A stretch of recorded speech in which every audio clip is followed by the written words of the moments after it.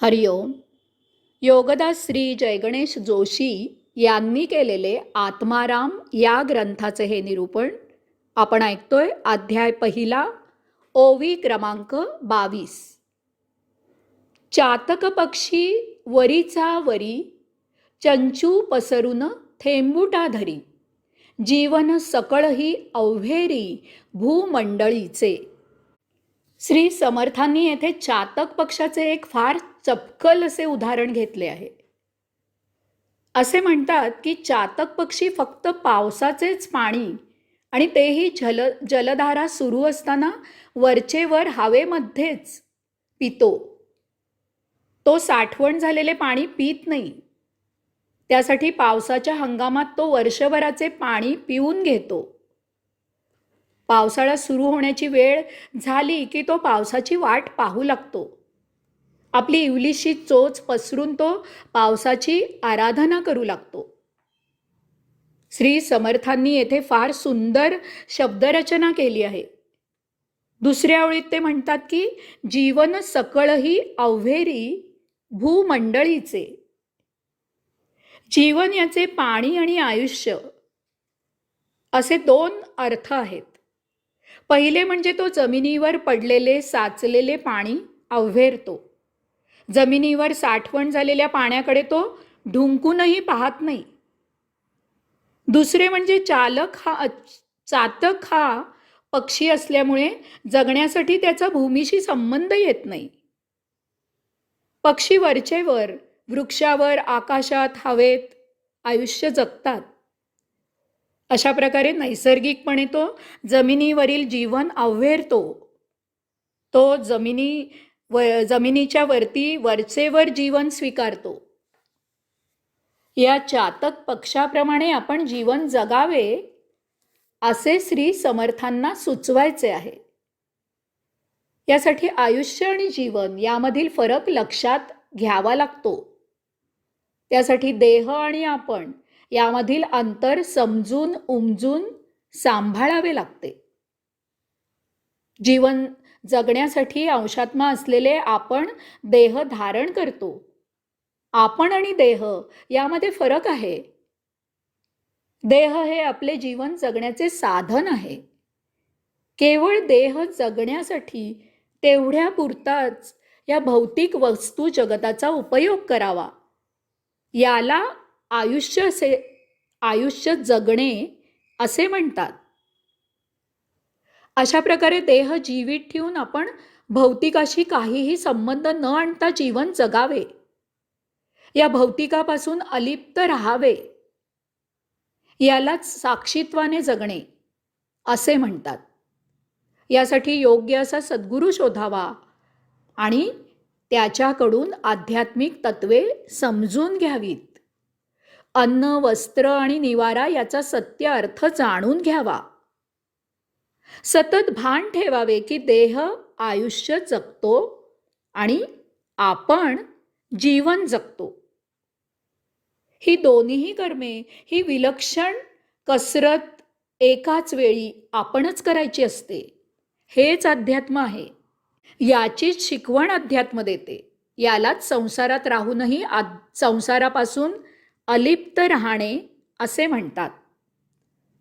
तसेच आपण भौतिकात राहूनही भौतिकापासून दूर अलग विलग राहायचे आहे. ही किमया सद्गुरूच्या सत्संगाने आध्यात्मिक ज्ञान मिळून त्या योगे आध्यात्मिक आचरणाने साध्य होते. हरिओम. आता पुढची ओवी क्रमांक 23. तैसा शब्द वरुषाव होता, असो नेदावी वेग्रता, श्रवणपुटी सामाविता मनन करावे. अनेक साधक विचारत असतात की योगदास, आपले प्रवचन ऐकताना आम्हाला एक अलौकिक आनंद मिळतो आणि त्यावेळी आम्ही मंत्रमुग्ध होऊन एका निराळ्याच विश्वात अद्भुत अशा भावावस्थेत असतो. परंतु प्रवचनाऐवजी जेव्हा आम्ही घरी त्याच विषयावरील आपले पुस्तक वाचत असतो किंवा त्याच विषयावरील आपल्या प्रवचनाची CD ऐकत असतो, त्यावेळी हे असे घडत नाही. असे का होते? याचे उत्तर या ओवीत श्री समर्थ देत आहेत. यासाठी सर्वप्रथम आपल्या देहाची रचना लक्षात घ्यावी. आपल्या 3 अंतस इंद्रियांपैकी बुद्धी आणि स्मृती ही 2 इंद्रिये वरती मेंदूत आहेत. त्यासाठी ग्रहण करताना ऐकण्याच्या आणि वाचनाच्या क्रियांसाठीची कान आणि डोळे ही दोन्ही इंद्रिये वरतीच आहेत. तथापि तिसरे अंतस इंद्रिय म्हणजे आपले मन आपल्या अंतःकरणात आहे. आता दुसरे म्हणजे मागील ओवीत सांगितलेले चातक पक्षाचे उदाहरण लक्षात घ्या. चातक पक्षी पाऊस सुरू झाला की वरच्यावर चोच पसरून पाणी पितो. तो खाली जमिनीवर पडलेले पाणी आव्हेरतो, नाकारतो. जणू काही अशा जमिनीवरील पाण्याचा आणि त्याचा काहीही संबंध नाही आणि त्यामुळे ते पाणी त्याला जाणवतही नाही. आता येथे श्री समर्थ जे सांगतात ते लक्षात घ्यावे. श्री समर्थ म्हणतात की जेव्हा तुम्ही ऐकत असता किंवा वाचत असता, जेव्हा अशा प्रकारे शब्दरूपी पर्जन्य धारांचे सिंचन होत असते, तेव्हा ते वरच्यावर मेंदूमध्ये असलेल्या स्मृतीत साठवावे. ते अंतःकरणात मनापर्यंत पोहोचू देऊ नये. यासाठी गाई गुरांचे उदाहरण लक्षात घ्यावे. गाई गुरे रानात चारा चरतात. यासाठी गाई गुरांचे उदाहरण लक्षात घ्यावे. गाई गुरे रानात चारा चरतात किंवा गोठ्यात चारा चरतात, तेव्हा ती एक एक घास पोटात साठवतात. त्यावेळी ती खाऊन घेतात, त्यानंतर पाणी पितात. मग शांतपणे गोठ्यात बसून ती रवंथ करत एक एक घास पचवतात. याप्रमाणे श्रवण आणि वाचन करताना श्री समर्थ सांगतात की ज्ञान मेंदूमधील स्मृतीत वरचेवर साठवावे. त्यावेळी त्यावर विचार करू नये. श्रवण किंवा वाचन झाले की मग शांतपणे एकाग्र होऊन बसावे आणि एकचित्त व्हावे. त्यानंतर स्मृतीमध्ये ग्रहण केलेल्याचे मंथन चिंतन करावे. हेही लक्षात घ्यावे की मंथन चिंतन करण्यासाठी लागणारी बुद्धिमत्ता मेंदूत वरचेवर आहे. श्री समर्थ म्हणतात की यासाठी मनन करावे. मनन मन नष्ट करावे, अमन व्हावे, न मन व्हावे.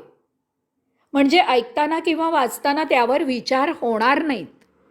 ऐकण्याची किंवा वाचण्याची क्रिया एकाग्र होऊन एकचित्त होऊन केली जाईल. मन न होण्यासाठी सद्गुरूवर असीम श्रद्धा, निस्सीम भक्ती, परम मधुर प्रेम आणि नितांत आदर असावा लागतो. म्हणजे सद्गुरूबद्दल मनातही भावावस्था निर्माण होते. तो काय सांगत आहे यात मनही लक्ष घालते. या योगे मनाच्या भौतिक कृती थबकतात आणि तेही अध्यात्मामध्ये गोडी घेते. आता आपली सर्व 3ही अंतस इंद्रिये आत्मसन्मुख होतात. या योगे ऐकत असलेल्या वाचत असलेल्या विषयावर उत्तम प्रकारे सत्यार्थाने मनन चिंतन केले जाते. असे मनन करण्यासाठी श्री समर्थ आता आपल्याला ते कसे करावे ते पुढील ओवीत सांगत आहेत. प्रवचन कसे ऐकावे त्याचा श्री समर्थ पुढील ओवीत उपदेश करत आहेत. हे खास सूक्ष्म असे श्री समर्थ निरीक्षण आहे. हरिओम.